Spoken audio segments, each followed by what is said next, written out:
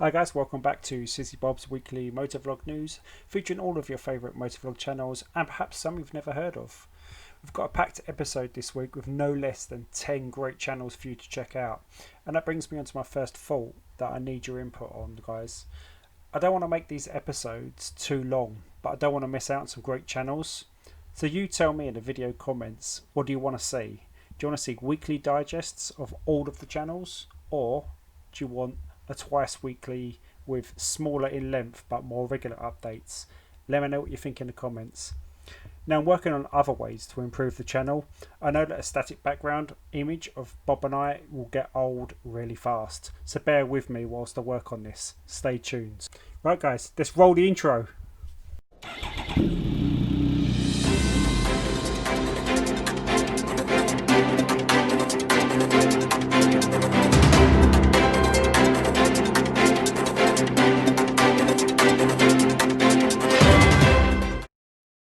Welcome back to the studio, and we're going to keep it moving. We're going to move straight on to our first channel, and we're going to talk about Blockhead.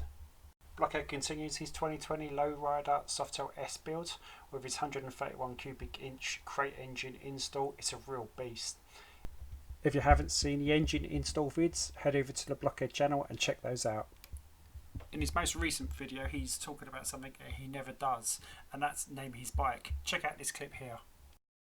That's the first bike that I've ever actually purposely given a name. It's my 2020 Harley-Davidson Softail Lowrider S Goldzilla. Now, Blockhead's new series, How to Ride a Motorbike, he has his second episode posted. It's Learn How to Ride a Motorcycle from Certified Motorcycle Instructors. Part 2 goes over moving the bike using the clutch, friction zone and throttle to start to stop. So it's a really good series. If you're new to motorcycling, go check it out. Here's a clip. What's up everyone, and welcome to part 2 of the How to Ride a Motorcycle series as taught by instructors, filmed at Seminole Harley-Davidson. In part 1 we went over getting familiar with the bike, from part names to starting it up, as well as learning to move the bike by walking it and using the clutch and friction zone. In part 2 we're continuing to build onto what we learned in part 1, so if you haven't watched part 1 yet, I highly recommend watching that first and following these videos in a chronological order as they build upon one another. If you love Harleys or Groms, check out Blockhead. The link is in the profile description. Now excuse the background noise while my co-host licks himself. He's going to keep himself busy for a good while. Anyway, let's move on to TMF. Now TMF has a regular feature where he talks through the MCN bike news, so go check that out. Now in TMF's most recent video, he's talking about the Beeline Moto navigation device that clips onto your handlebars. Here's a clip. What it does is uses the computing power, if you like, of your phone and the nav GPS capabilities of your phone to display a simple routing display, if you like, to get you from A to B. So go check out the rest of that video over on TMF. As always, link is in the video description. Now TMF's also doing this great little segment at the end of each video where he's talking through what gear he was wearing and using. So it's well worth staying to the end of each of his videos to check out that gear segment. Okay, guys, let's keep it moving on to the next segment where we're going to talk about Walterrific. Now Walterrific's got a new series out and he's into about episode 5 I think this week. His new series is called Life Right Now. It's mostly first person video of him in his daily life. If that's of interest to you, go check that out. Moving on to Chase on Two Wheels. Last week we covered off his new Ducati Scrambler series, and this week with 6 videos he concluded the series, so go check those out. This week Chase also continued his 2008 CBR 1000 RR Street Fighter build with day 4 video. That's a great video, go check it out. Fantastic videos from Chase on Two Wheels, always nailing it, with which is why he has over 1 million subs. Well deserved, always such a great watch. Moving on now to Itchy Boots. She's 1 year into a world tour. You just need to go check out her channel. It's so binge worthy. If you love world tours, motorcycle touring, her tagline is one woman on a bike. Check out this video where she's talking about why Swedish police are the best. Hi. Hi. You going to the MC shop? Yeah, The motor shop you need Yes. some parts. Yeah. You're just over here to the left. head over to the Itchy Boots YouTube channel to watch the rest of that video, and also binge watch all of our other touring videos of her through Asia, Russia and Europe. Trust me, you need to go binge watch those. You can thank me later. Moving on now to one of our channel favourites, Lali. Well, at least I know it's one of Bob's favourites. Oh, come on out, Bob, cut that out. Honestly, the boy's just incorrigible. So this week she talks about the countdown to the end of the Earth's carbon budget and her thoughts on electric bikes. It's a face-on podcast with her talking about something that's very serious and giving her thoughts. So go check it out. Here's some little taster clips for you. It's electric! Buggy wuggy wuggy! Welcome back to the channel. I have an interesting topic about the end of the world today. I'm just kidding, it's not the end of the world. One of my friends shared a story from the Washington Post, and I'll put the Washington Post's thing here so you can read it if you want to. It was on Instagram.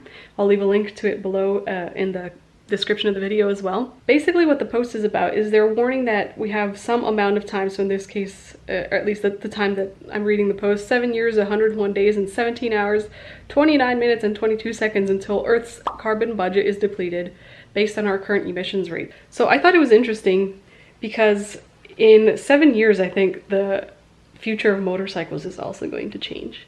Although motorcycles release less carbon dioxide emissions, they release a lot of nitrous emissions and carbon monoxide, which is just as bad for the atmosphere, if not worse. So we're not like really any better than cars. In fact, there was a article in Wired or something like that that said that motorcycles are about 10 times more polluting than a car. But at the same time, is like owning an electric motorcycle any more clean than not owning an electric motorcycle? Just like, is my MT-07 going to be obsolete in 7 years?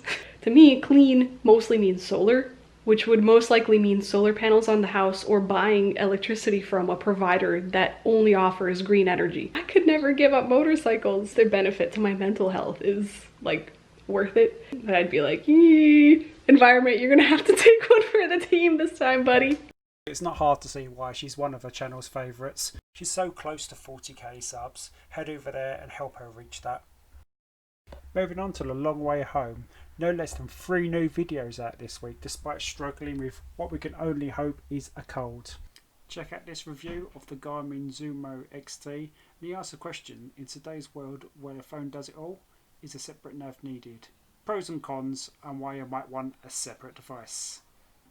In a world where this does pretty much anything you could hope for, why would you spend 500 of your hard-earned bucks on a separate GPS unit? Phones aren't made to be used as all-day navigation devices. The moment they get hot, the screen dims a lot and it makes navigating a lot more difficult. Not to say that using one device for everything is very risky, since if I dropped my phone and broke its screen like I did on one of the tours, I was stuck looking at a bunch of dead pixels. So sometimes it's better to have different devices perform separate functions instead of just one that does it all. Risk management or risk sharing.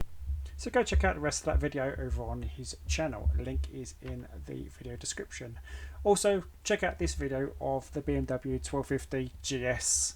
Because the 1250 GS is their best-selling motorcycle, I'm sure they made some great updates to it, amazing updates which every rider has been asking for, like making it 20 kilograms lighter, for example. So, no. Weight is identical to the current model. BMW has instead decided to concentrate on electronics, lights and colors for the 40th anniversary of the GS. They know their target market very well, I see. I always enjoy watching Long Way Home's videos. He's on 26k subs. Honestly, I don't know why this guy doesn't have over 100k.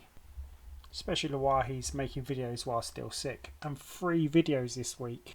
He's knocking it out of the park. So check out this third and final video from him this week on the M1000RR. Imagine spending a whole bunch of money and years in marketing trying to build up the HP brand to be recognized internationally as the performance brand for BMW motorcycles, and then to just, remember that you actually already have a brand that is recognized worldwide for being a performance leader. The BMW M letter is synonymous to anyone as being BMW's performance branch, with BMW even going as far as calling it the strongest letter in the world. Yeah, not gonna agree with you on that one, BMW.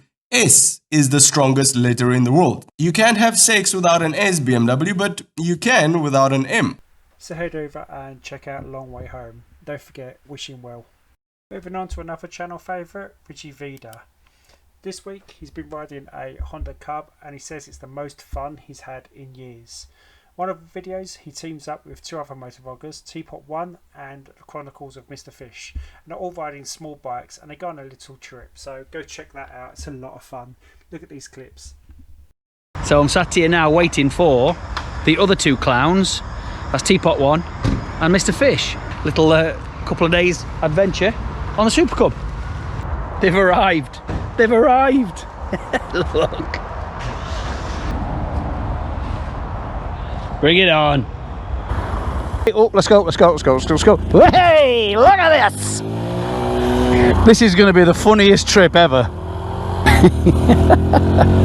3 clowns rolling through the Peak District on 125s. Yeah. It's going.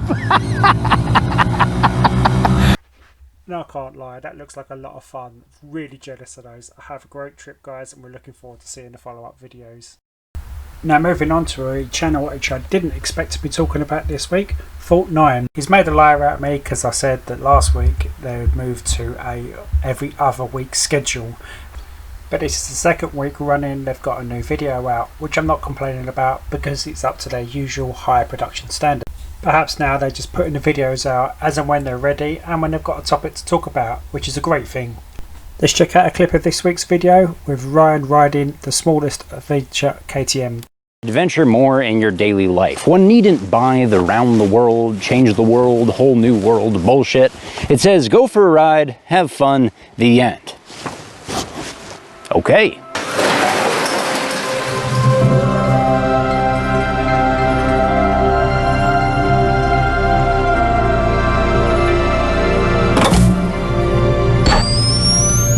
I need music, navigation, telephone, and KTM's tablet-esque dash does all that.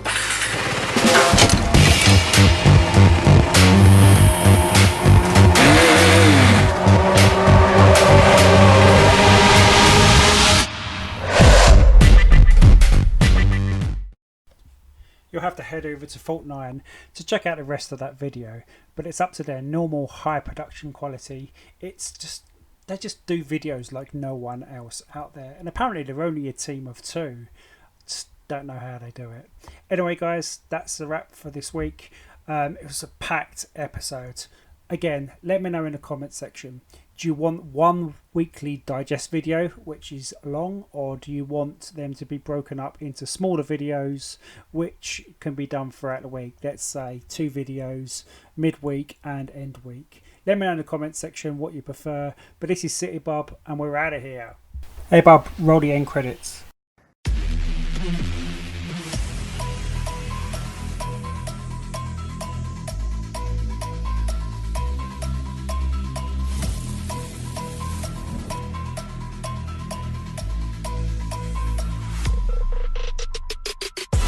How heavy is that?